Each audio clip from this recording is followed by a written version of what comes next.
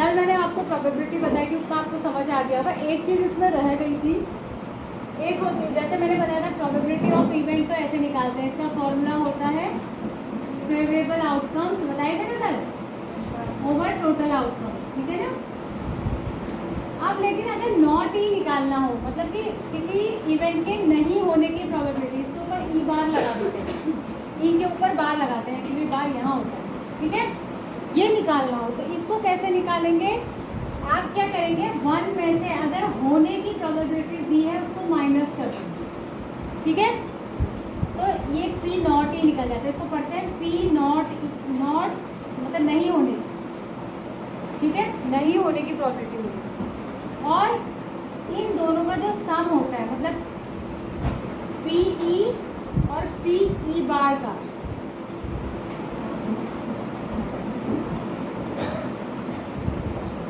P E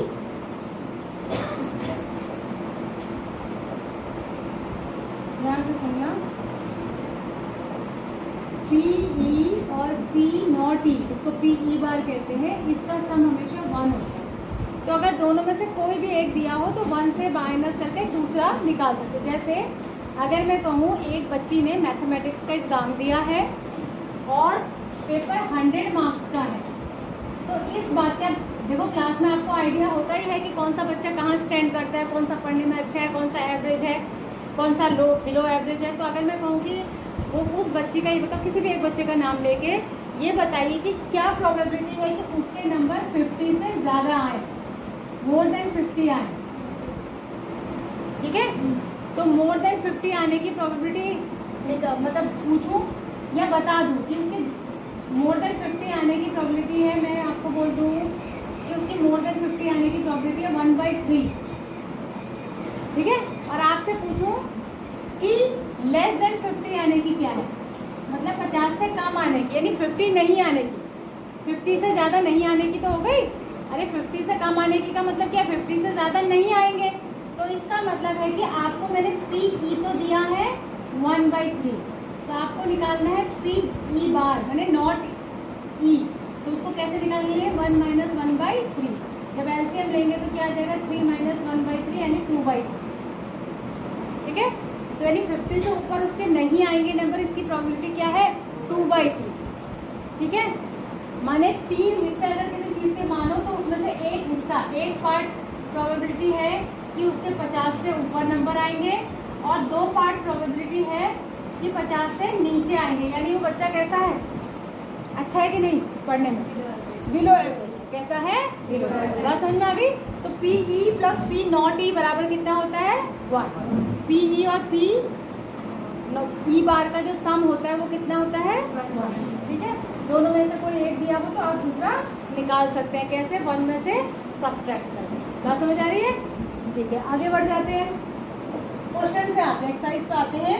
list the outcomes you can see in these experiment, ठीक है। अगर एक ये व्हील है, इसको आप स्पिन करें तो क्या क्या आ सकता है, क्या क्या आ सकता है, आउटकम्स लिखते हैं खाली। इसको स्पिन करने पे क्या आएगा, ए आ सकता है, बी आ सकता है, सी आ सकता है, डी आ सकता है, ये क्या आ सकता है, अरे यही तो पॉसिबिलिटी है। टॉसिंग 2 कॉइन्स, 2 कॉइन्स को टॉस कर रहे हैं, 2 कॉइन्स है 2। अच्छा एक बात और सुनिएगा कि एक कॉइन को 2 बार टॉस करना या 2 कॉइन को 1 बार टॉस करने पे आउटकम्स वही आते हैं, ठीक है।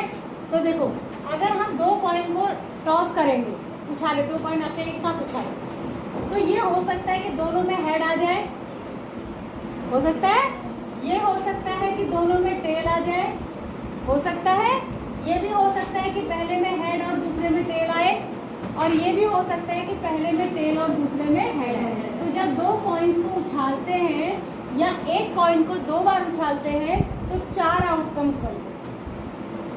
कितने आउटकम्स बनते हैं, 4, ठीक है। बात समझ में आ रही है। और ये 4 बनते क्यों हैं, इसका फॉर्मूला होता है 2 की पावर n। 2 क्यों लिखा है यहाँ पे, क्योंकि सिक्के में कितने पहलू होते हैं, कितनी साइड होती है, 2, तो यहाँ लिखेंगे 2, और n की जगह वो आएगा कितनी बार टॉस कर रहे हैं, ठीक है। तो कितनी बार कर रहे हैं, 2 बार, या 2 सिक्के उछाल रहे हैं, एक सिक्के में 2 बार है तो 2 सिक्के में 2 का पावर यानी 4। और अगर एक ही सिक्का 2 बार उछाले तो 2 की पावर 1 यानी 2, या तो हेड आता है या तो टेल। बात समझ में? अगर यही चीज़ हम लूडो के डाइस के साथ करते हैं तो उसमें कितनी फेसेस होती हैं? 6। तो वहाँ पर फॉर्मूला होता है 6 की पावर n।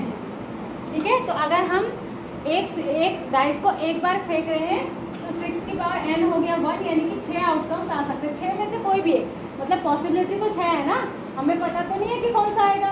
हो सकता है 1 आके गिरे, 2, 3, 4, 5, 6। तो कितने पॉसिबल आउटकम्स हो सकते हैं? ये एग्जैक्ट आउटकम थोड़ी होते, पॉसिबल कि 1 भी आ सकता है, 2 भी आ सकता है, 3 भी आ सकता है, 4 भी आ सकता है, 5 भी आ सकता है और 6 भी आ सकता है। तो यहाँ फॉर्मूला होता है 6 की पावर n। और वहाँ सिक्के के केस में क्या होता है? 2 की पावर n। सिक्के के केस में 2 की पावर n क्यों है फॉर्मूला? क्योंकि सिक्के की 2 साइड है, 2 फेसेस है। और डाइस के केस में 6 की पावर n क्यों है? क्योंकि डाइस के 6 साइड होते हैं, क्योंकि वो एक क्यूबिकल डाइस होता है, क्यूब के आकार का होता है। क्यूब में हमेशा कितने फेसेस होते हैं? 6।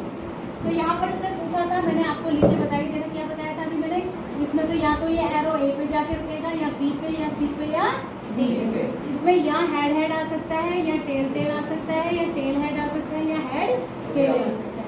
ये 4 आउटकम्स हो सकते हैं। तो आउटकम्स लिखने हैं। उसके बाद कह रहा है डाई, डाई वही हुआ लूडो का पासा, is throne, list the outcomes of an event of getting a prime number.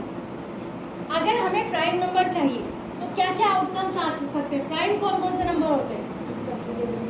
हाँ, प्राइम नंबर किसको कहते हैं? जो केवल खुद से ही डिवाइड होते हैं।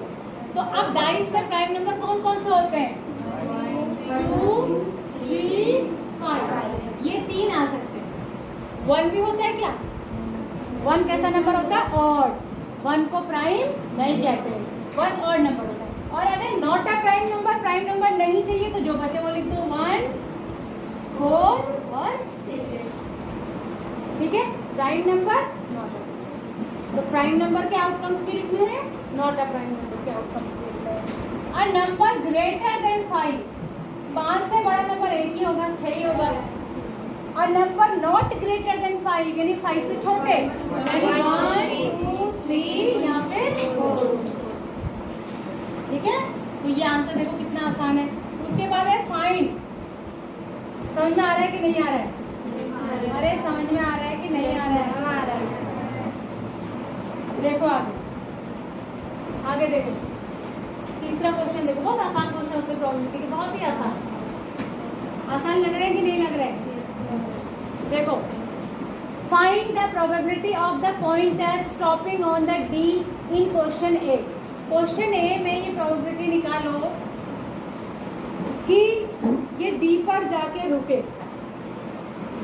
कैसे निकालेंगे? देखो, डी पर जाके रुके तो प्रोबेबिलिटी ऑफ फाइंडिंग डी जो निकालना है तुमको, उसमें कितनी चीजें थी व्हील में? कितनी चीजें थी उसमें? ए 2 बार था, बी था, सी था, डी था, यही था ना? और एक पॉइंटर है। तो ये व्हील कितने हिस्सों में डिवाइड है? 5 हिस्सों में डिवाइड है। तो नीचे तो 5 आएगा और ऊपर कितना आएगा? डी आने की प्रोबेबिलिटी, डी तो एक ही जगह है ना, तो डी आने की प्रोबेबिलिटी क्या है? 5 में से डी पे बचे, तो डी के फेवर में तो एक ही खाना है। अरे एक ही खाना है ना डी के फेवर में, 1/5 टोटल आउटकम्स। और ऊपर क्या आता है? Favourable outcome. इसी में अगर ए आने की प्रोबेबिलिटी होती तो ए आने की प्रोबेबिलिटी 2/5 होगा। यहाँ जाएगा तो भी ए है, यहाँ जाएगा तो भी। तो इसके फेवर में तो 2 चांस है ना भाई। ए आने का चांस बाकी के 3 चीजों से आने से चांस से तो डबल ही है या नहीं है? वो 2 खाने में ए लिखा हुआ है तो उसको डबल फायदा मिल रहा है, उसके चांसेस बढ़ जाएंगे, तो ए आने की प्रोबेबिलिटी बढ़ जाएगी। और एक क्वेश्चन में, जनरल क्वेश्चन अगर आपसे पूछूं कि बेटा इस व्हील को अगर घुमाया जाए तो एरो के किस नंबर पे सबसे ज्यादा रुकने की प्रोबेबिलिटी, मतलब किसकी प्रोबेबिलिटी सबसे ज्यादा है इसमें? एक ही है, एक ही प्रोबेबिलिटी इसमें क्या है? सबसे ज्यादा है। और अगर ए एक ही जगह पे होता तो अगर ऐसा होता A B C D E, तब सबकी प्रोबेबिलिटी 1/5 ही होती, सबकी इक्वल चांस, तब सबका क्या होता? इक्वल। यहाँ सबका इक्वल चांस है नहीं। तो यहाँ 5 इवेंट है तो पांचों इक्वली लाइकली है क्या? नहीं, पांचों इक्वली लाइकली नहीं है, क्योंकि बाकी सबके आने की प्रोबेबिलिटी 1/5 है, तो ए के आने की मैम जैसे आपने 1/5 मतलब रेशनल नंबर की फॉर्म में आंसर दिया है, मैम इसको हम परसेंटेज की फॉर्म में दे सकते हैं? परसेंटेज की फॉर्म में भी दे सकते हैं, पॉइंट में भी निकाल सकते हैं, लेकिन बेस्ट वे इज दैट आपको एग्जाम में ऐसे ही करना, आपको एग्जाम में ऐसे ही लिखना। तरीके बहुत सारे हैं लेकिन लिखना आपको probability most of the time जो लिखने का राइट तरीका है वो फ्रैक्शन की फॉर्म में ही लिखते हैं। बाकी उसको आप परसेंटेज में चेंज कर लीजिए या पॉइंट में निकाल लीजिए, that is the other way. जैसे अगर 1/2 प्रोबेबिलिटी आई तो आप उसको 0.5 में लिख सकते हैं, बट सबसे अच्छा तरीका यही है, क्योंकि प्रोबेबिलिटी में हम क्या कर रहे होते हैं, बाकियों के कंपैरिजन में उसकी तुलना कर रहे होते हैं, कंपैरिजन ही तो करते हैं। और कंपैरिजन दिखाने का बेस्ट वे क्या होता है? फ्रैक्शन। बेस्ट वे क्या होता है? फ्रैक्शन ही होता है। ठीक है, अब अगला देखो, numbers 1 to 10 are written on 10। अच्छा, कौन सा हो गया? ये हो गया ना। Probability of getting ace from a well shuffled deck of 52 playing. तो मैंने आपको कल बताया था कि इसमें 3-4 तरीके के ही क्वेश्चन पूछे जाते हैं। पहला क्वेश्चन पूछा जाता है कॉइन वाला जो आ गया अभी टॉस वाले में। दूसरा क्वेश्चन मैंने बोला था आपको सैक वाला भी आता है, मतलब एक थैले में बॉल्स रखे वाला, वो भी आता है। एक आता है डाई वाला जो आ ही गया, एक आता है कार्ड्स यानी प्लेइंग कार्ड्स वाला, वो आ ही रहा है। ठीक है, तो अब प्लेइंग कार्ड्स में आपको कुछ चीज़ें क्लियर होनी चाहिए जो मैं बता रही हूँ। देखो प्लेइंग कार्ड्स जो होते हैं उसकी जो गड्डी होती है ना, डेक, प्लेइंग कार्ड्स का जो डेक होता है, मैंने जो गड्डी होती है उसमें 52 कार्ड्स होते हैं। अब इसमें आपको सारी चीज़ें पता होनी चाहिए। ठीक है, 52 कार्ड्स होते हैं, इसमें 4 तरीके के कार्ड होते हैं। मुझे सबके नाम हमेशा याद नहीं रहते हैं। एक होता है इसमें हार्ट, एक को कहते हैं हार्ट। एक कार्ड्स मैंने बताया आपको कितने होते हैं? 52 होते हैं। वो कितनी कैटेगरी में डिवाइड होते हैं? 4 कैटेगरी। कितने कितने की? 13। क्या होते हैं? हार्ट, डायमंड, क्लब और स्पेड्स।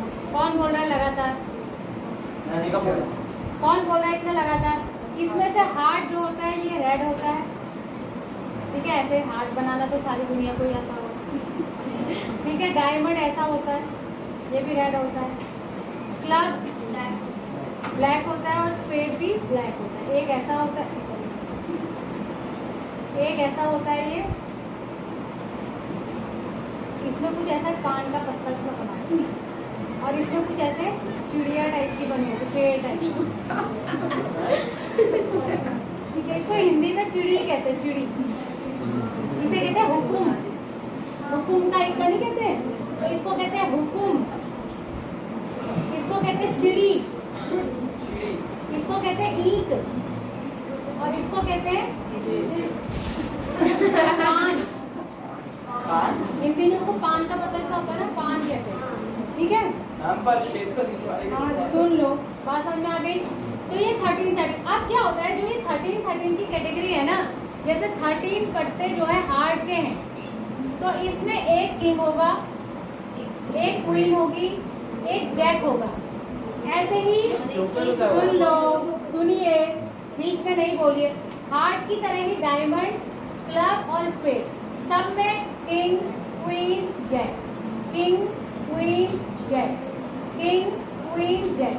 ये 12 पत्ते जो है मैंने 4 किंग, 4 क्वीन, 4 जैक, ये फेस कार्ड होते हैं, मतलब इन पर शक्ल बनी होती है। तो तुम्हें ये पता होना चाहिए कि कितने फेस कार्ड्स होते हैं? 12, 12 फेस कार्ड होते हैं। क्यों? हर एक में एक एक किंग है जिसमें फेस बना हुआ है, हर एक में एक एक क्वीन है जिसमें फेस बना हुआ है, हर एक में एक एक जैक है जिसमें फेस बना हुआ है। इसके अलावा इन चारों में ही एक एक इक्के होते हैं, एस सबका एक एक इक्का होता है, यानी 2 इक्के रेड कलर के होते हैं और 2 इक्के ब्लैक कलर के होते हैं। और ये 13 कार्ड रेड के, ये भी 13 रेड के, ये 13 ब्लैक के, ये 13 ब्लैक के, यानी टोटल रेड कलर के 26 कार्ड होते हैं और टोटल ब्लैक कलर के भी 26। तो ये इनके बारे में बारीकी आपको पता होनी चाहिए, तभी आप इससे रिलेटेड क्वेश्चन के आंसर करोगे। अब इसमें क्या पूछा है?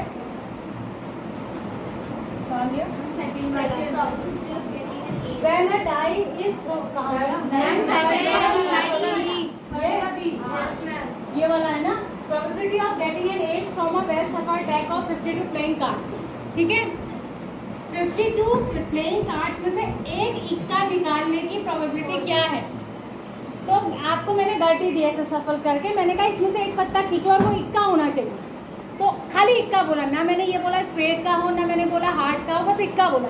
तो इक्के के फेवर में उस गड्डी के अंदर कितने कार्ड है? 4। तो 4 में से कोई भी हमारे हाथ में आएगा तो इक्का ही आएगा ना। तो 4/52 यानी 1/13 इसकी प्रोबेबिलिटी हो जाएगी।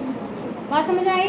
ऐसे ही अगर मैं क्वेश्चन ये पूछूं कि आपके हाथ में एक फेस कार्ड आ जाए, तो फेस कार्ड कितने? 12, तो 12/52, क्योंकि फेस कार्ड के फेवर में कितने पत्ते हैं? 12।